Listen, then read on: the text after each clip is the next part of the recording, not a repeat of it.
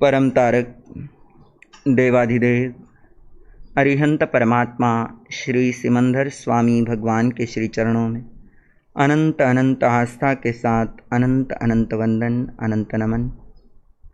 चरम तीर्थंकर क्षमा श्रमण सिद्ध परमात्मा शासनपति श्रवण भगवान महावीर स्वामी के श्री चरणों में अनंत अनंत आस्था के साथ अनंत अनंत वंदन, अनंत नमन। परम उपकारी जिन शासन देव, जिन शासन माता को नमन। आत्मज्ञानी सद्गुरुदेव, परमात्म स्वरूप परम पूज्य युग प्रधान आचार्य भगवान के श्री चरणों में अनंत अनंत आस्था के साथ अनंत अनंत वंदन, अनंत नमन। परम श्रद्धेय श्रवण संघीय प्रमुख मंत्री श्री श्रीश मुनि जी महाराज के श्री चरणों में वंदन नमन करने के पश्चात आत्मप्रिय स्नेही साथी श्री शमित मुनि जी, श्री शाश्वत मुनि जी, नवदीक्षित श्री सुचित मुनि जी आदि समस्त मुनिवृंद, भाग्यशालियों, परमात्मा प्रभु महावीर की वाणी, जिस वाणी का रसास्वादन हम सभी यहाँ पर कर रहे हैं, जिस वाणी का हम सभी यहाँ पर पान कर रहे हैं, वो वाणी हमें अपने जीवन को धर्म की ओर उद्यत करने के लिए है।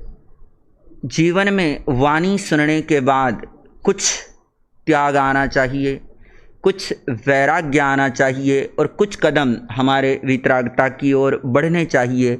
इसलिए यह परमात्मा की वाणी हम सभी श्रवण करते हैं। आप और हम सभी भाग्यशाली है। श्रद्धेय आचार्य भगवान का निरंतर हमें सानिध्य प्राप्त हो रहा है और आचार्य भगवान के मुखारविंद से हम सभी वो दिव्य वाणी श्रवण कर रहे हैं, जो वाणी केवल परमात्मा की ही वाणी नहीं अपितु आचार्य भगवान के जीवन में जो अनुभव से गुजरी हुई वाणी है। कहते हैं लिखा पढ़ा तो बहुत कुछ है, परंतु जो अनुभव में आ गया वह सार्थक हो गया, वह सिद्ध हो गया।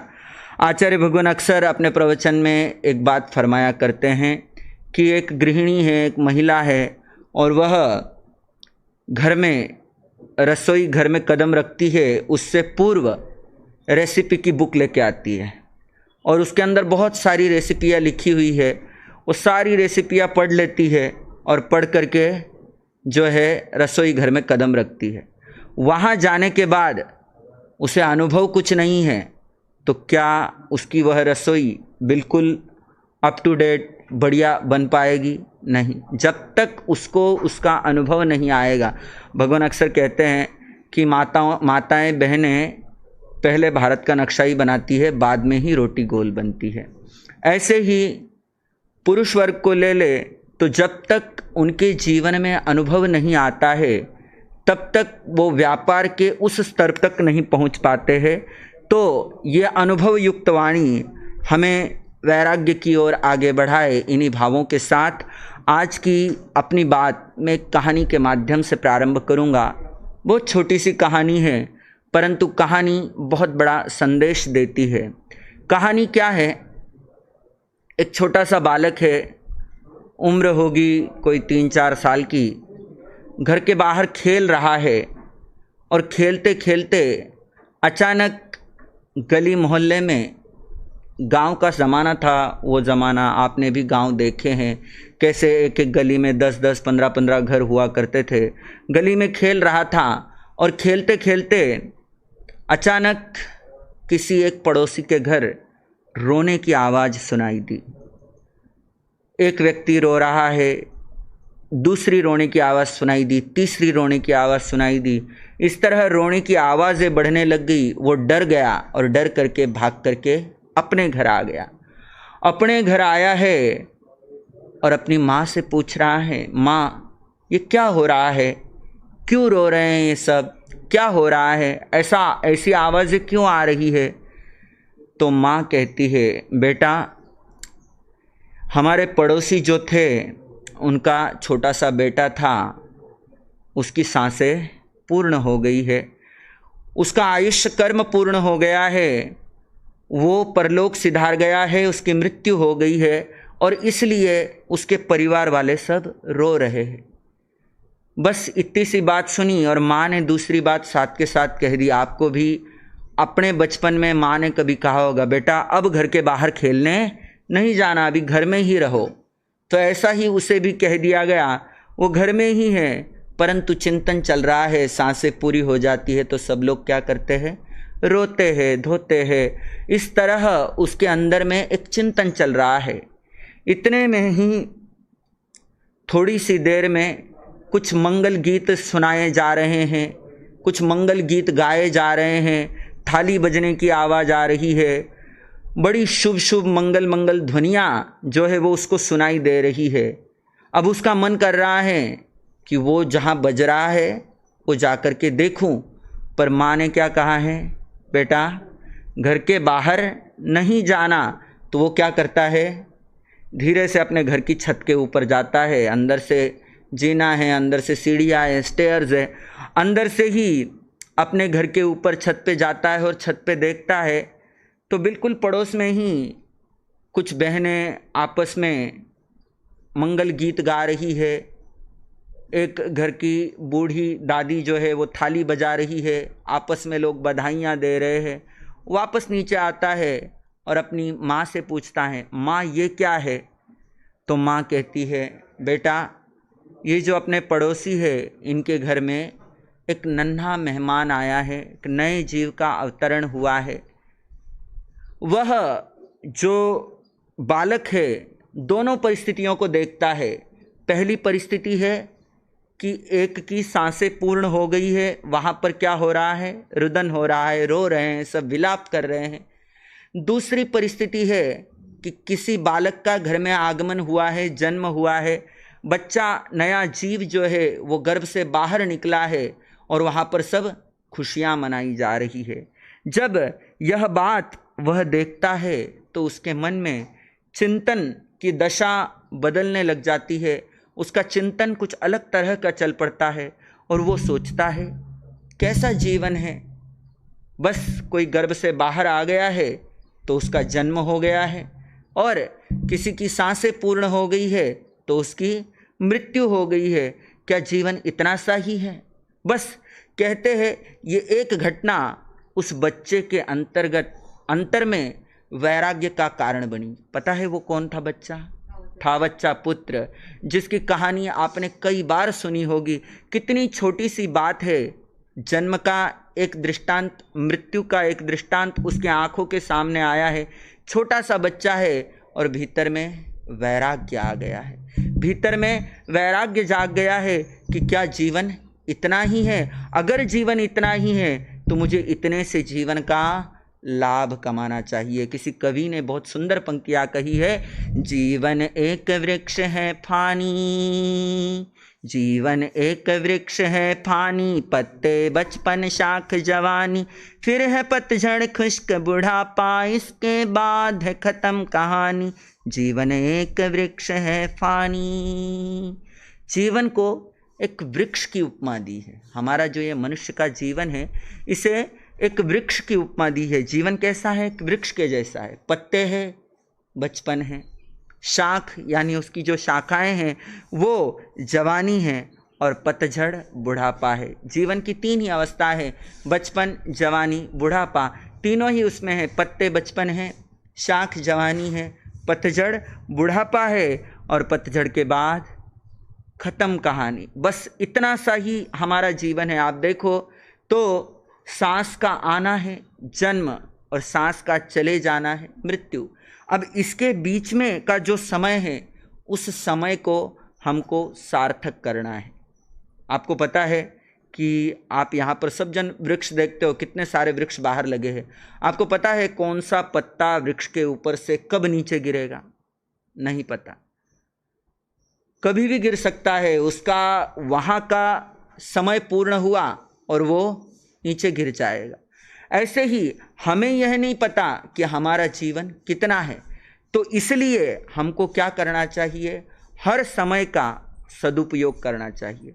अब दूसरा प्रश्न आता है कि जब जीवन इतना सा ही है, छोटा सा ही है, तो उसका उपयोग कैसे करें? श्रद्धेय आचार्य भगवान निरंतर आप सबको इस बात की प्रेरणा देते हैं कि प्रत्येक श्वास को हमें सार्थक करना है, प्रत्येक श्वास को हमें सफल करना है, सार्थक करना है, सिद्ध करना है। कैसे करना है?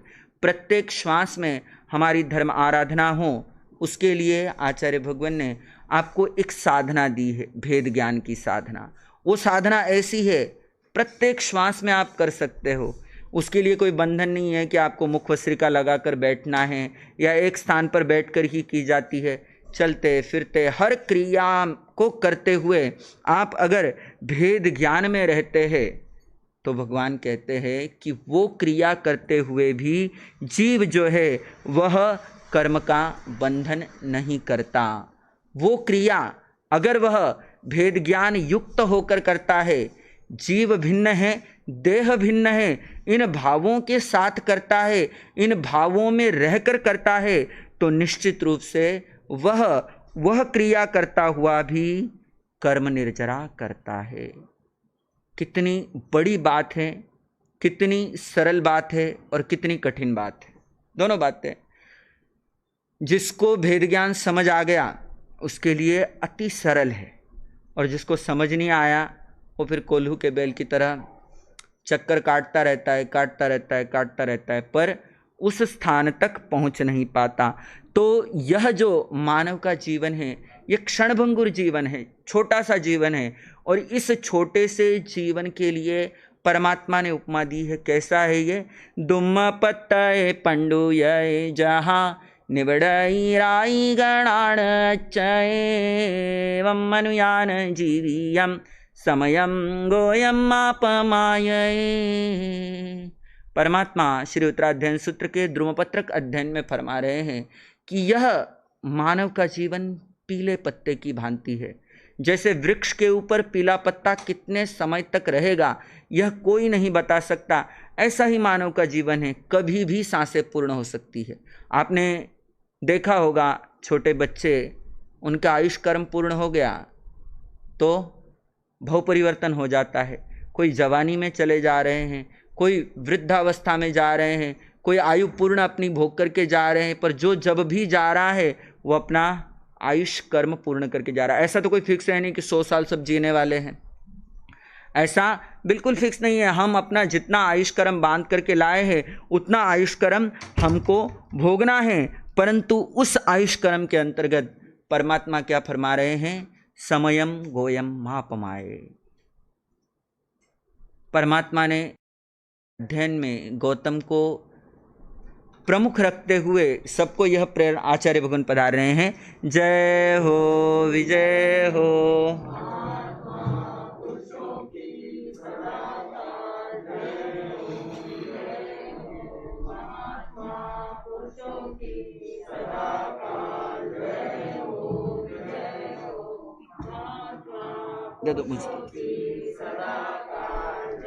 बोलिए आत्मज्ञानी सद्गुरुदेव युग प्रधान आचार्य सम्राट पूज्य श्री शिव मुनि जी महाराज साहब की। आयाहीणं पयाहीणं करेमि वन्दामि नमस्कामि सत्कारे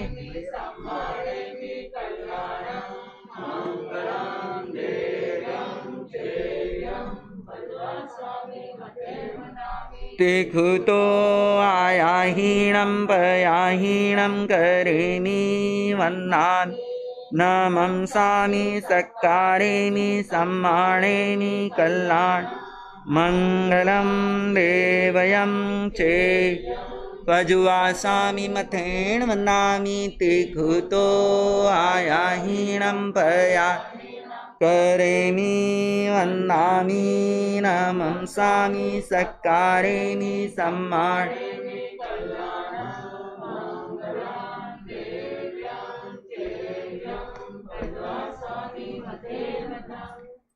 श्रद्धेय आचार्य भगवान पधार गए हैं। परमात्मा ने एक ही प्रेरणा दी है कि हम समय मात्र का भी प्रमाद ना करें। आप रास्ते में मत बैठो, आगे आके बैठ जाओ, आराम से आगे आ जाओ लाइन में। रास्ते में पीछे से जो कोई आएगा वो आगे आके बैठ जाए, फिर आपको कोई डिस्टर्ब नहीं करेगा, आगे आ जाओ। परमात्मा ने हमें अप्रमत्त रहने की प्रेरणा दी है और वो अप्रमत्त भाव हमारा प्रतिपल प्रतिक्षण बना रहना चाहिए। तो मैं कह रहा था जीवन कैसा है, एक वृक्ष की भांति है। बस कुछ पंक्तियां साथ गुनगुनाएंगे, फिर आचार्य भगवान आपको जिनवाणी का पान कराएंगे।